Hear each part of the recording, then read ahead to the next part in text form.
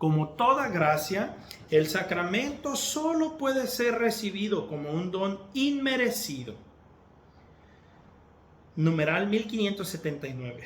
Todos los ministros ordenados de la Iglesia Latina, exceptuados los diáconos permanentes, son ordinariamente elegidos entre los hombres creyentes que viven como célibes y que tienen la voluntad de guardar el celibato por el reino de los cielos. Mateo 19:12.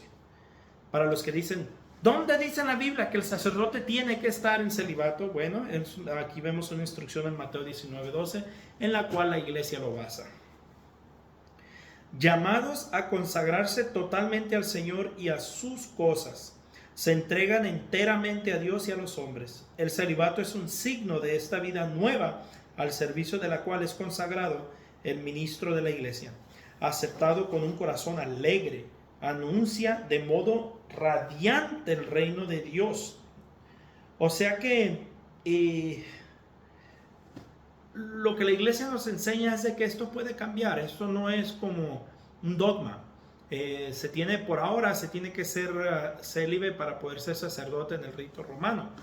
Pero esto bien puede cambiar. De hecho, hay otros ritos, otros ritos en los cuales sí se pueden casar y pueden tener familia. Y hay sacerdotes en los sirios, en los coptos, entre otros ritos se puede y son casados. Entonces, dentro de la iglesia están las opciones. Simplemente que en Latinoamérica sí tienen una cosa histórica o una razón histórica, pero también tiene recomendaciones bíblicas. Entonces, pero aquí dio uno de ellos ejemplos. Numeral 1580. En las iglesias orientales, desde hace siglos, está en vigor una disciplina distinta. Mientras los obispos son elegidos únicamente entre los célibes, hombres casados pueden ser ordenados diáconos y presbíteros. Esta práctica es considerada como legítima desde tiempos remotos. Estos presbíteros ejercen un ministerio fructuoso en el seno de sus comunidades. Por otra parte, el celibato de los presbíteros goza de gran honor en las iglesias orientales, y son numerosos los presbíteros que escogen libremente por el reino de Dios. O sea que en las iglesias orientales hacen lo que les decía, los dos. En Oriente como en Occidente, quien recibe el sacramento del orden no puede contraer matrimonio. Efectos del sacramento del orden. Numeral 1581. El carácter indeleble. Este sacramento configura con Cristo mediante una gracia especial del Espíritu Santo a fin de servir de instrumento de Cristo en favor de su iglesia. Por la ordenación se recibe la capacidad de actuar como representante de Cristo, cabeza de la iglesia en su triple función de sacerdote, profeta y rey. Numeral 1582. Como en el caso del bautismo y de la confirmación, esta participación en la misión de Cristo es concedida de una vez para siempre. El sacramento del orden confiere también un carácter espiritual indeleble y no puede ser reiterado ni ser conferido para un tiempo determinado. Numeral 1583. Un sujeto válidamente ordenado puede ciertamente por causas graves ser liberado de las obligaciones y las funciones vinculadas en la ordenación, o se le puede impedir ejercerlas, pero no puede convertirse de nuevo en laico en sentido estricto, porque el carácter impreso de la ordenación es para siempre. La vocación y la misión recibidas el día de su ordenación lo marcan de manera permanente, o sea que una vez sacerdote, nunca deja de ser sacerdote. Numeral 1584. Puesto que en último término es Cristo quien actúa y realiza la salvación a través del ministro ordenado, la indignidad de éste no impide a Cristo actuar. O sea que aunque no sea el sacerdote perfecto, como la gente exige, algo que ni ellos son, para poderse confesar, eso no significa que la obra de Dios actúa. Entonces esos que dicen, cuando tu vida sea perfecta, entonces evangelízame o corrígeme. Hipócritas. Exigen algo que ni nosotros ni ellos mismos son. Si yo digo eso, exijo algo que ni yo mismo soy. ¿Cómo se atreven a exigir perfección cuando ellos mismos no son perfectos? Eso es ser un hipócrita y soberbio. Numeral 1584. Puesto que en último término es Cristo quien actúa y realiza la salvación a través del ministerio ordenado. Ya lo había leído eso. San Agustín lo dice con firmeza. En cuanto al ministro orgulloso, hay que colocarlo con el diablo. Sin embargo, el don de Cristo no por ello es profanado. Lo que llega a través de él conserva su pureza. Lo que pasa por él permanece limpio y llega hasta la tierra fértil. En efecto, la virtud espiritual del sacramento es semejante a la luz. Los que deben ser iluminados la reciben en su pureza, y si atraviesa seres manchados, no se mancha. O sea que para esos que dicen que yo no me confieso con un sacerdote pecador igual que yo, esto te da la respuesta. Ya desde San Agustín de Hipona en el año 300 ya había, perdóname la expresión de la palabra, pero ya había idiotas que creían lo mismo, que porque son pecadores no se pueden confesar. Y digo idiota porque de verdad se tiene que ser muy idiota para creer que el pecado del hombre es más fuerte que la unción de Dios. Si Dios da ese poder, el pecado no es más poderoso que Dios para quitarlo.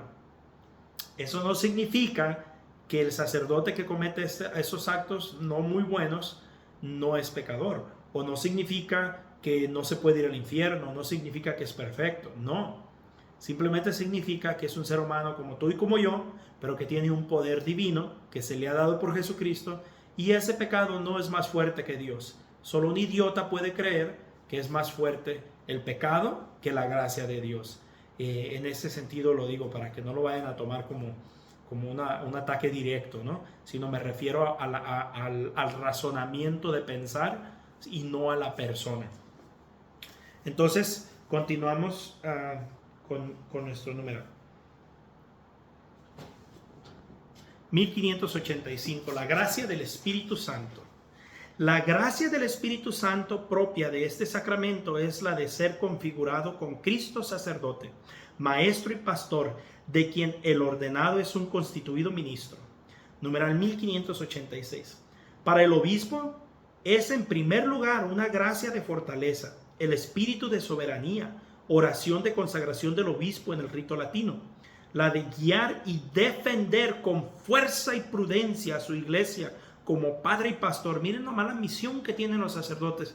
Por eso yo a veces duele cuando vemos sacerdotes que no les interesan las ovejas, obispos que son más preocupados por estar políticamente correctos que por corregir a su iglesia, por guiar a su iglesia.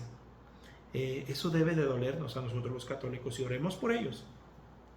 Y dice con fuerza, y ahora, no, yo no voy a hablar muy fuerte porque se ofenden. No, miren lo que San Agustín decía, en cuanto al ministro orgulloso hay que colocarlo con el diablo. Ustedes piensan que yo hablo fuerte. Creo que les falta escuchar o volver a repasar la vida de Jesucristo. Fariseos hipócritas, tumbas blanqueadas, San Juan Bautista, raza de víboras. Se me hace que se les ha pasado.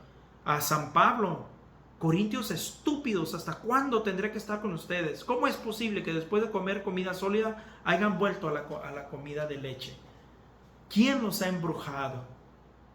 Y se ofenden con uno. Se les ha olvidado. Lo que pasa es que hemos cometido el error dentro de la iglesia que hay mucho predicador sobaorejas. Y el evangelio no es un sobaorejas. El evangelio es el evangelio. Y corta donde tiene que cortar, arrasa donde tiene que arrasar, consuela donde tiene que consolar, acepta donde tiene que aceptar, corrige, ama donde tiene que hacerlo.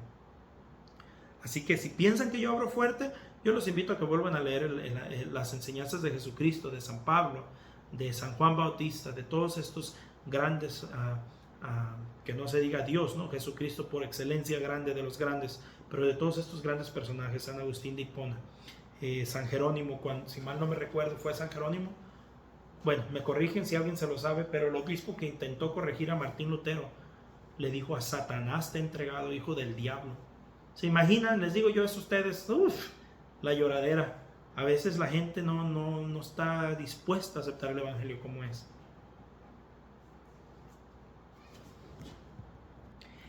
Esta gracia le impulsa a anunciar el evangelio a todos, a ser modelo de su rebaño, a precederlo en el camino de la santificación, identificándose en la Eucaristía con Cristo, sacerdote y víctima, sin miedo a dar la vida por sus ovejas.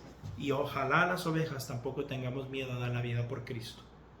Concede, Padre, que conoces los corazones de tu siervo, a que has elegido para el episcopado, que apaciente tu santo rebaño y que ejerza ante ti el supremo sacerdocio sin reproche, sirviéndote noche y día, que haga sin cesar propicio tu rostro y que ofrezca los dones de tu santa iglesia, que en la virtud del espíritu del supremo sacerdocio tengan poder de perdonar los pecados según tu mandamiento, que distribuya las tareas siguiendo tu orden y que desate de toda atadura en virtud del poder que tú diste a los apóstoles, que te agrade por su dulzura y su corazón puro, ofreciéndote un perfume agradable por tu Hijo Jesucristo.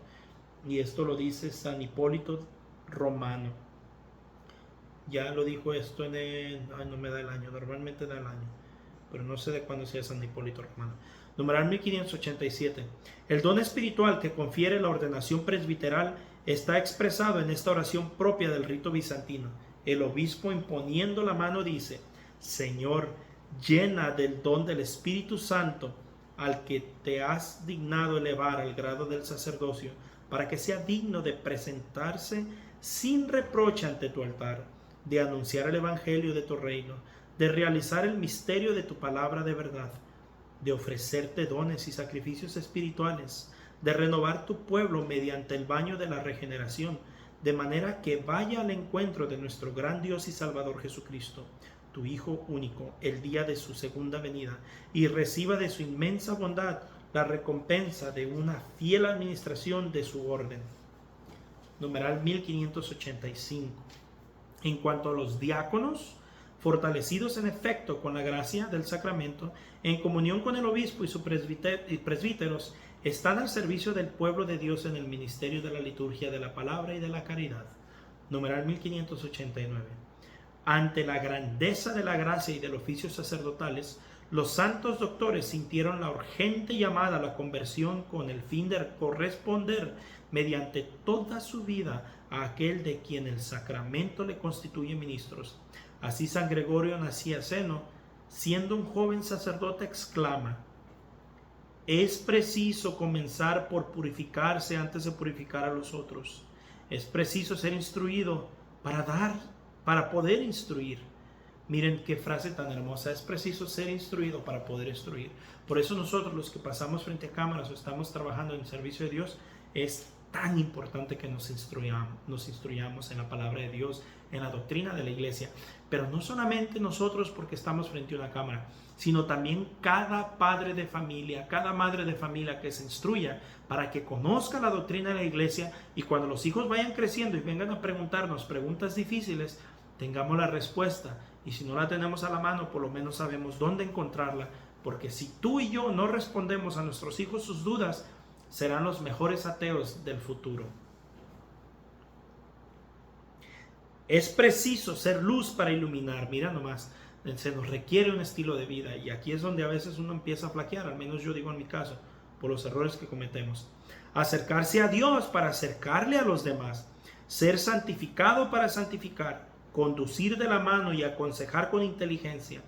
Sé de quién somos ministros, dónde nos encontramos y a dónde nos dirigimos. Conozco la altura de Dios y la flaqueza del hombre, pero también su fuerza. Por tanto, ¿quién es el sacerdote?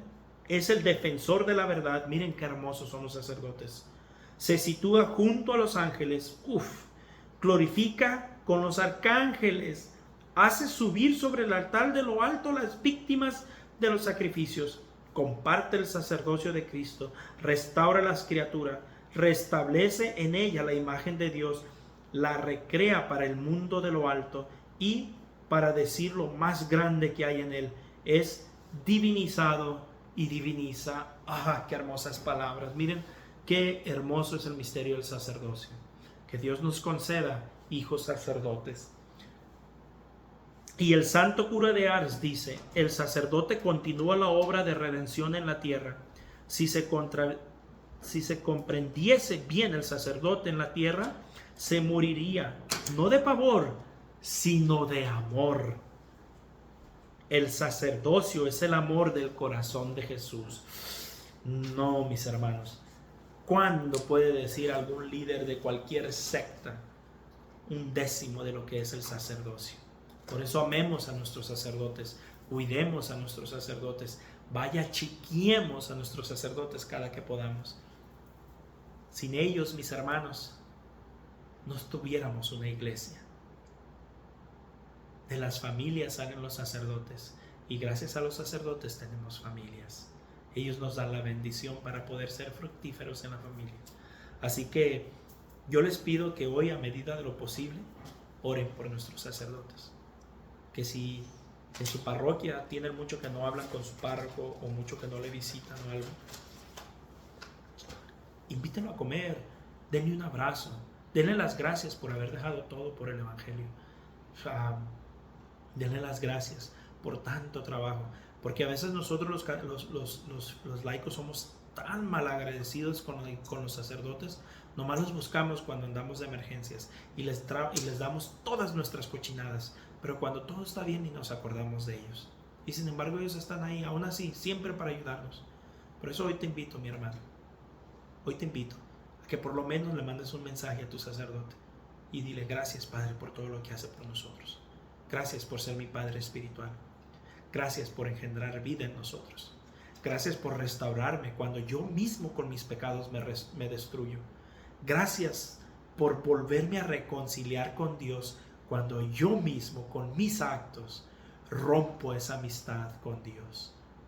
Mis hermanos, oremos por nuestros sacerdotes y con un corazón dispuesto entreguemos nuestros hijos si así lo quiere Dios. Un fuerte abrazo, la paz del Señor, y primero Dios continuaremos mañana con el resumen y terminamos el sacramento del sacerdocio mañana.